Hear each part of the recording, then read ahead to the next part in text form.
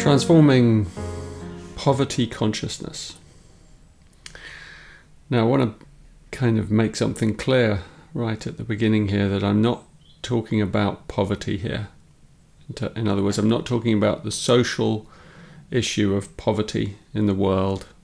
I'm talking about poverty consciousness, which is a way of thinking about yourself, a way of seeing yourself, a way of holding yourself, often an unconscious way that we hold ourselves and in a place of lack. So at some deep unconscious level, many of us believe that we are not worthy and of greater things or receiving more, and then that kind of has an impact in our lives in terms of how we manifest things and what comes to us and how we just see the world in general. So that's what I'm talking about, this level of consciousness. And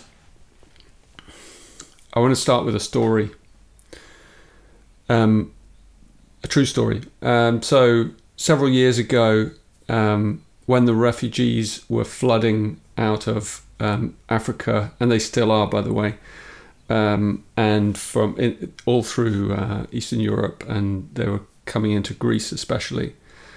There was a very large refugee camp called Idomeni, and about, I believe around 12,000 refugees were there, perhaps a good deal more. Anyway, I went there in the heat of the crisis to offer my service for what it's worth, just to help. And I spent some time there helping people, putting up, it was a terrible situation. I helped people kind of with their makeshift tents, trying to make their lives more comfortable, listening to them, talking to them, just doing whatever I could, identifying sick people in the camp, trying to help people out, just a tiny amount of help I was able to offer. But anyway, it was something. And I looked at all the various, in what happens in those big camps is that people tend to form racial groups and cultural groups. So there were Palestinians there, and there were people from Somalia, and there were people from all over, all kinds of countries. And they were all merging and melding. And there was one group who really impacted me very deeply, and this was the Kurds. And when you saw the Kurds, they were different.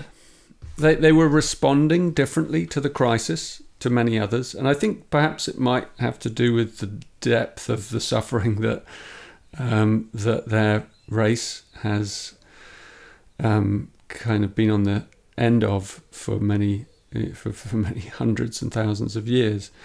And anyway, so what they had done is they had built camps, and they had gone off and scoured the countryside for timber and wood and resources, and they had kind of organized everything really well.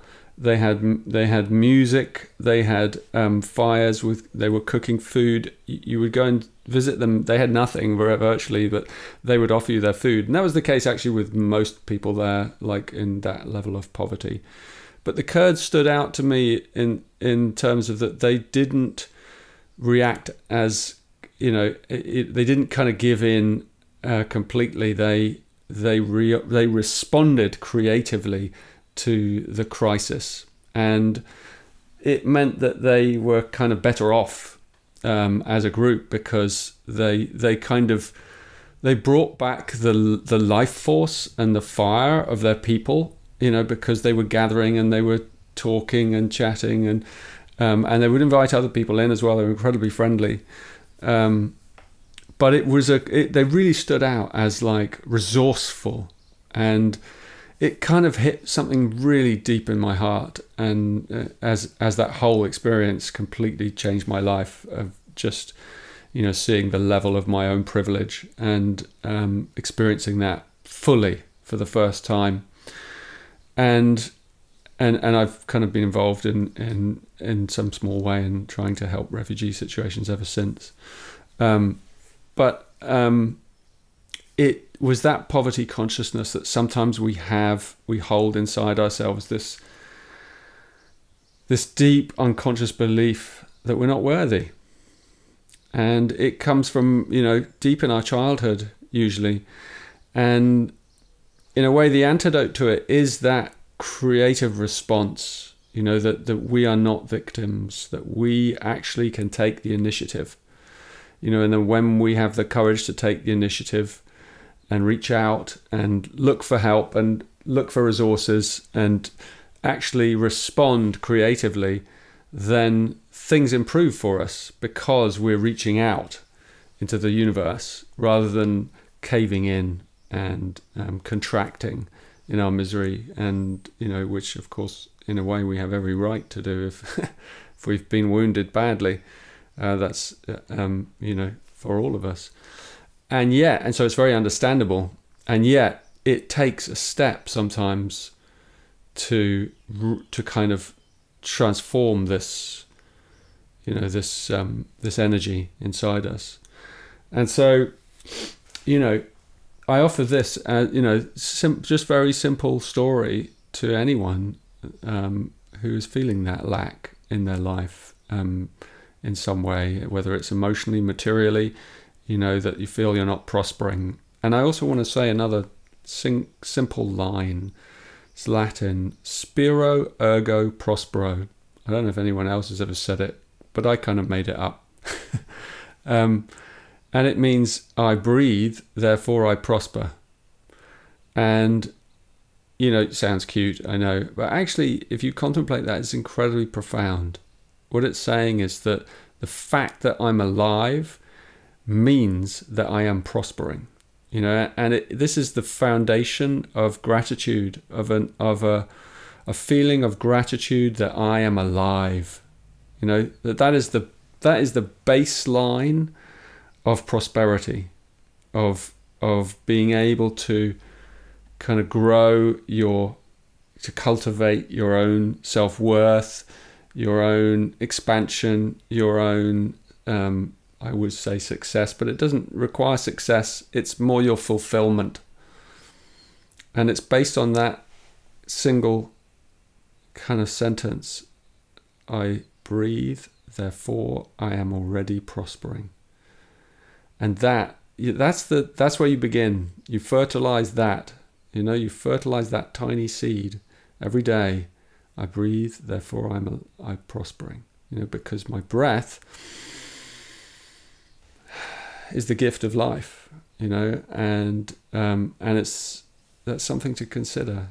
So that's how we transform poverty consciousness into eventually bounteousness, into the realization that even in difficult outer circumstances we can still thrive at some level.